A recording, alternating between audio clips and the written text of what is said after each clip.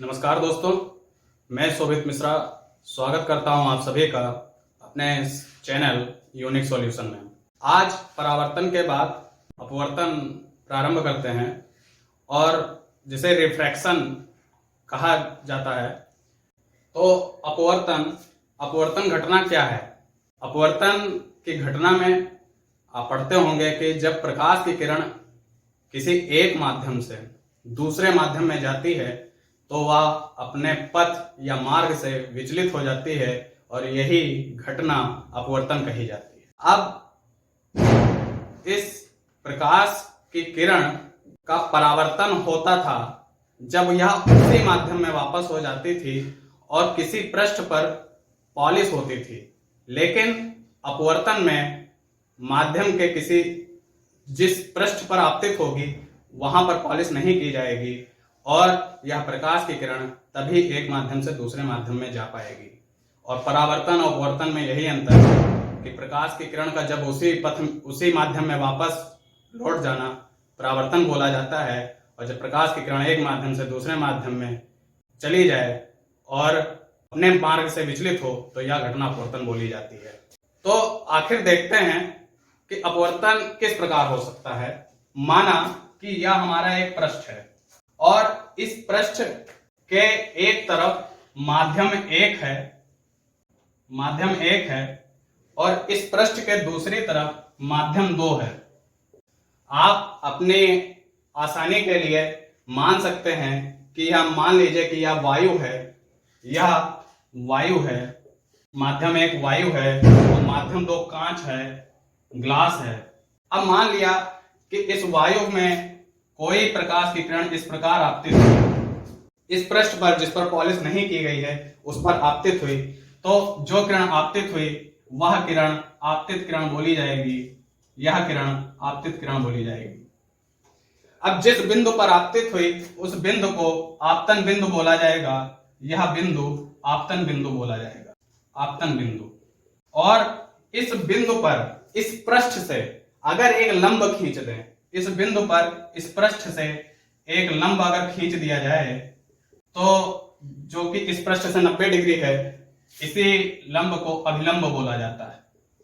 अब यह हमारी प्रकाश किरण इस बिंदु पर आपतित हुई और यह वायु से कांच में जा रही है, तो यह अपने मार्ग से कुछ विचलित होगी। कहने का मतलब इसके संचरण की दिशा कुछ बदल जाएगी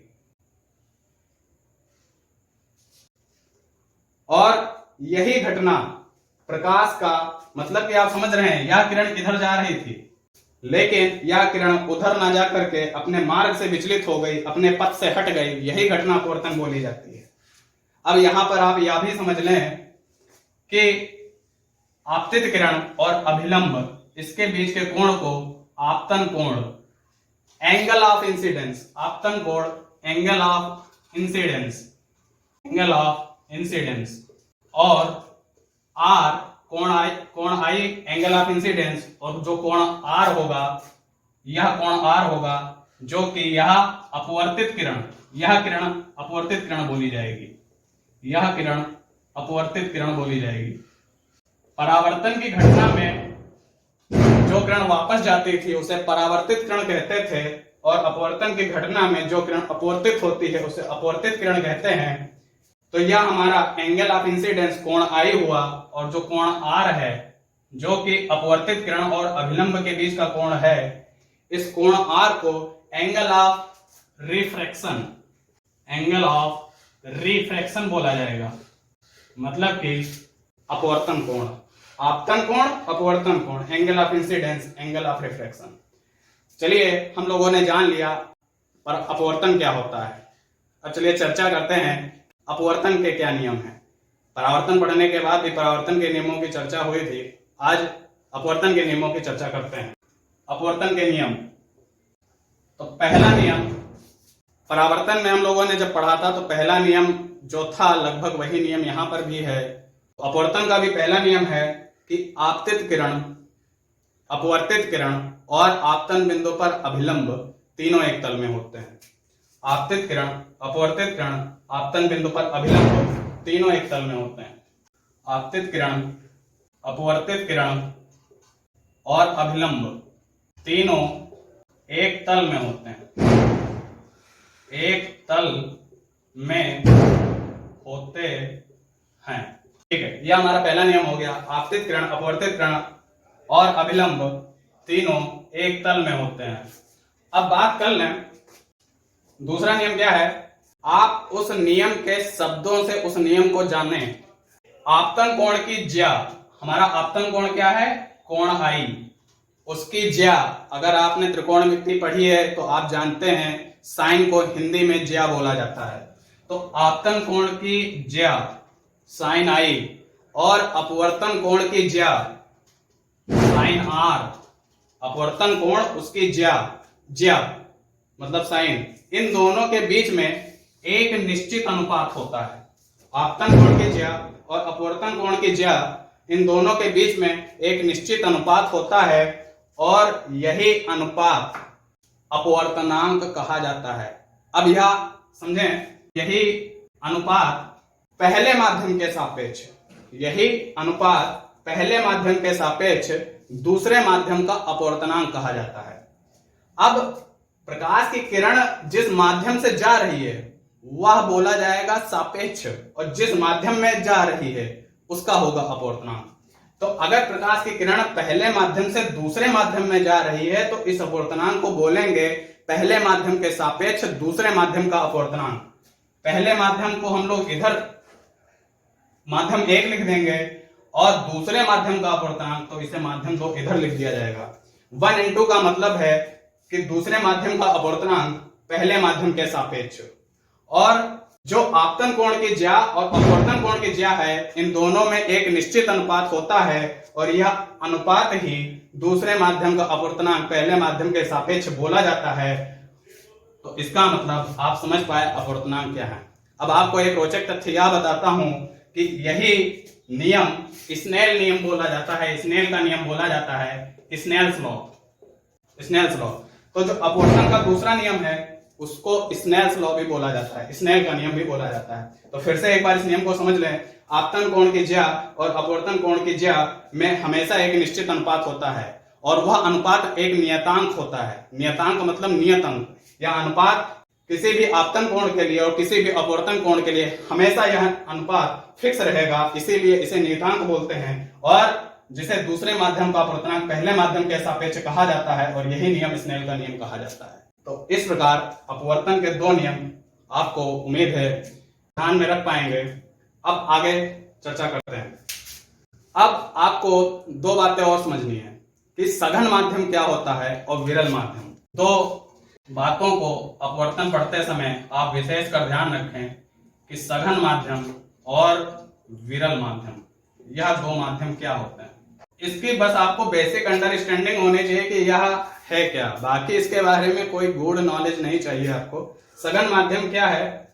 ऐसा माध्यम जिसमें माध्यम के कण पास पास में हो, ऐसे माध्यम को सघन माध्यम बोल देंगे। और ऐसा माध्यम जिसमें माध्यम के कण दूर दूर हों, ऐसे माध्यम को विरल माध्यम कहा जाएगा। अब मान लीजिए कि प्रकाश की किरण वायु से कांच में गई तो आप समझ सकते हैं कि वायु में माध्यम के कण दूर दूर होते हैं और कांच में वह ठोस है इसलिए उसके माध्यम के कण पास में होंगे। वायु विरल माध्यम हो गया और कांच सघन माध्यम हो गया। अब यह कोई जरूरी नहीं है कि कांच हमेशा, कांच या जल के इन दोनों के सापेक्ष ले लें। तो जो जल होगा, यह अगर प्रकाश की किरण जल से कांच में जाए तो जल विरल बोला जाएगा और कांच सघन बोली जाएगी। और यह निश्चित होता है उनके अपवर्तनांक के द्वारा कि कौन सा माध्यम कितना विरल और कितना सघन है। अगर आप हीरे की बात कर लें तो हीरे का अपवर्तनांक लगभग सबसे ज्यादा बोला जाता है, जिसे 2.47 होता है। तो आप समझ सकते हैं कि हीरे के लिए जो माध्यम की सघनता है वह सबसे ज्यादा है। अब बात कर लेते हैं कि यह सघन माध्यम और विरल माध्यम क्यों पढ़ा। क्योंकि अपवर्तन पढ़ते समय प्रकाश की किरण या तो सघन से विरल में जाएगी या विरल से सघन में जाएगी, और यही किरण किस प्रकार अपने पथ से विचलित होगी, अभिलंब से पास में आएगी, अभिलंब के पास में आएगी या अभिलंब से दूर हटेगी, या जानने के लिए आपको सघन और विरल की जानकारी होना आवश्यक है। तो जो सघन से विरल में प्रकाश की किरण जाने पर उसका अपवर्तन किस प्रकार होगा, उसके लिए दो परिस्थितियां आपको जान लेनी चाहिए। पहली परिस्थिति यह है कि अगर प्रकाश की किरण, यह कोई हमारा पृष्ठ है जिसके द्वारा दो माध्यम अलग अलग होते हैं, यह माध्यम 1 है और यह माध्यम 2 है। तो जो माध्यम 1 है वह हमने बोल दिया वायु है, और जो माध्यम 2 है उसे हम कह देते हैं कि यह कांच है। तो यह हमारा वायु जो है यह हमारा विरल माध्यम हो गया, और जो कांच है वह हमारा सघन माध्यम हो गया। अब मान लिया प्रकाश की किरण कोई आपतित होती है, तो यह हमारा आपतन बिंदु, यह हमारा अभिलंब हो गया। तो अगर प्रकाश की किरण विरल माध्यम से सघन माध्यम में आएगी तो अभिलंब हमारा यह है, इसकी तरफ झुक जाएगी। यह विरल से सघन में जाने पर प्रकाश की किरण का विचलन इस प्रकार होगा। आप देखेंगे जो कोण I है वह ज्यादा है और जो कोण R है वह कम है। तो आप समझ रहे हैं ना, अभिलंब के पास आ रही है तभी तो वह कोण कम हो गया। दूसरा, अगर प्रकाश की किरण इसी का उल्टा हो जाए, यह हमने अभिलंब पहले से ही खींच लिया है और यह हमारा पृष्ठ हो गया। तो अब अगर प्रकाश की किरण हमारी आपतित हुई और हमने बोल दिया कि अब यह कांच है, अब यह कांच है, तो यह सघन माध्यम हो गया, और यह हमारी वायु है, यह विरल माध्यम हो गया। तो अब प्रकाश की किरण जब सघन माध्यम से विरल माध्यम में जाएगी तो पहले वाले विचलन से उल्टा विचलन यहां पर होगा। प्रकाश की किरण का विचलन अभिलंब से दूर होगा। तो प्रकाश की किरण कुछ इस प्रकार से अभिलंब से दूर जाएगी। आप देख रहे होंगे कोण I छोटा है, कोण R बड़ा है। तो आप समझ गए कि प्रकाश की किरण विरल से सघन में जाने पर अभिलंब के पास तथा सघन से विरल में जाने पर अभिलंब से दूर हटती है। आप इसको ध्यान रखिएगा, क्योंकि अपवर्तन की घटना को समझने के लिए ये दो कंडीशन तो पहले आपको समझ लेनी चाहिए। अब बात करते हैं, बात हो गई हमारी अपवर्तन क्या है, अपवर्तन के नियम, सघन और विरल माध्यम क्या होते हैं, और सघन और विरल माध्यम में जब प्रकाश की किरण एक माध्यम से दूसरे माध्यम में जाती है तो वह किस प्रकार पथ से विचलित होती है। अब आप दर्पण का उपयोग आपने पढ़ा था परावर्तन की घटना में, लेकिन अपवर्तन की घटना में हम लोग दर्पण की जगह लेंस पढ़ते हैं, क्योंकि लेंस के दो पृष्ठ होते हैं और दोनों में से किसी पृष्ठ पर पॉलिश नहीं होती है। चलिए लेंस पर चर्चा करते हैं। तो आपको इस अपवर्तन को पढ़ते समय दो लेंस भी ध्यान में रखने हैं। दो लेंस, एक लेंस हमारा उत्तल लेंस, जिस प्रकार उत्तल दर्पण हम लोगों ने वहां पर पढ़ा था, उत्तल दर्पण में अंदर की तरफ पॉलिश होती थी, बाहर का पृष्ठ परावर्तक पृष्ठ होता था। लेंस में दो पृष्ठ हैं और दोनों से अपवर्तन होगा, मतलब कि कोई पृष्ठ पॉलिश नहीं है, और यह उत्तल लेंस है, और इस उत्तल लेंस को कॉन्वेक्स लेंस बोला जाएगा। अब अगर यही दोनों पृष्ठ आपस में मुड़े हुए इस प्रकार से व्यवस्थित हों तो यह हमारा अवतल लेंस है, यह हमारा अवतल लेंस है, और इस अवतल लेंस को कॉनकेव लेंस बोला जाएगा। Convex lens, concave lens. एक चीज आप और समझ लें, यह बात आगे बताते समय आपको ध्यान में रहेगी कि उत्तल लेंस को अभिसारी लेंस भी कहते हैं। अभिसारी लेंस। आप पूछेंगे अभिसारी लेंस क्यों कहते हैं? उत्तल लेंस प्रकाश की किरणों को आपस में अपवर्तन के बाद एक जगह पर मिला देता है। यह घटना अभिसारी बोली जाएगी, इसीलिए इस लेंस को अभिसारी लेंस कहेंगे, कन्वर्जिंग लेंस, कन्वर्जिंग लेंस। और जो अवतल लेंस है उसे अपसारी लेंस कहेंगे। अपसारी का मतलब होता है फैलाना, इसलिए अवतल लेंस को डाइवर्जिंग लेंस भी कहेंगे। अवतल लेंस को डाइवर्जिंग लेंस भी कहेंगे। तो आप समझ गए उत्तल लेंस और अवतल लेंस। आप इसको ध्यान रखिएगा, आगे बहुत काम में आने वाला है। अब दो बातें बताने के बाद आज मैं समाप्त करूंगा। पहला कि आपको कुछ शब्दावली है जो आपको ध्यान में रख लेना है, चाहे कोई भी लेंस हो, या उत्तल बोल दें या अवतल बोलते हैं।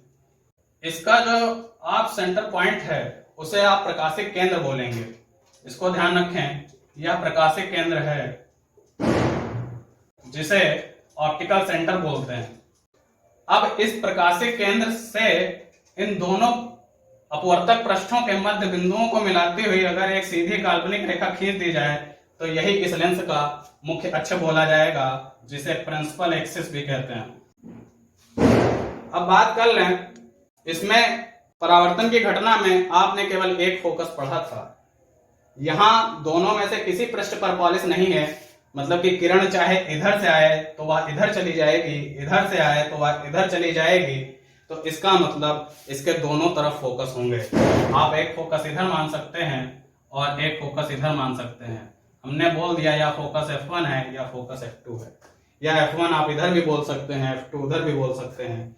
और जो ऑप्टिकल सेंटर है, प्रकाशिक केंद्र है, उसको O बोल देते हैं। और प्रकाशिक केंद्र से लेकर पहले फोकस की जो दूरी होगी वही फोकस दूरी बोली जाएगी। प्रकाशिक केंद्र से लेकर के पहले फोकस तक की दूरी फोकस दूरी बोल दी जाएगी। और यह जितनी दूरी है उतनी ही उसकी दूसरी दूरी पर, डबल दूरी पर, दुगनी दूरी पर दूसरा फोकस 2 F1 मान लिया जाता है, और जितना F2 है उतनी ही दूरी पर दूसरा फोकस 2 F2 मान लिया जाएगा। और जो कुछ हमने यहाँ पे समझा है, यही बातें अवतल लेंस में भी प्रयोग की जाती हैं। तो इस शब्दावलियों को आप जरूर ध्यान रखें, क्योंकि प्रतिबिंब बनाने के नियम जब बताए जाएंगे तो उसमें इसका बहुत ज्यादा उपयोग पड़ेगा। उम्मीद है आपको वीडियो पसंद में आएगा होगा, और आगे अपवर्तन के पाठ्यक्रम को समझने के लिए आप इसी प्रकार चैनल से जुड़े रहें, जिसके लिए आप वीडियो को सब्सक्राइब करें, साथ में बेल आइकॉन का बटन दबाएं, जिससे आपको वीडियो की आने वाली सभी नोटिफिकेशंस मिल सकें। साथ में वीडियो को लाइक करें और चैनल को शेयर करें। धन्यवाद।